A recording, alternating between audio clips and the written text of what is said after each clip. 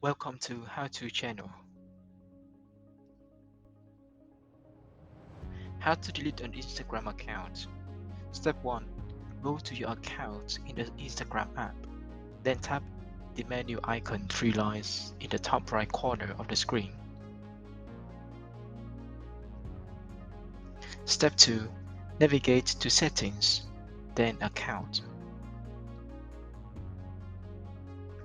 Step 3. Tap Delete Account. Step 4. Instagram will suggest deactivating instead of deleting. Deactivation hides your account and is reversible anytime. If you still want to permanently delete the account, go ahead and tap Delete Account. Step 5. Instagram will ask you again.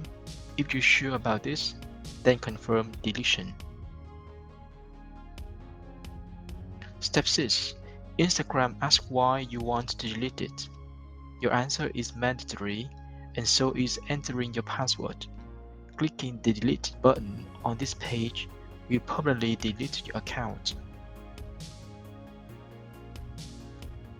Remember that your account won't be visible on Instagram anymore, but you have 30 days to reverse your decision and reactivate it.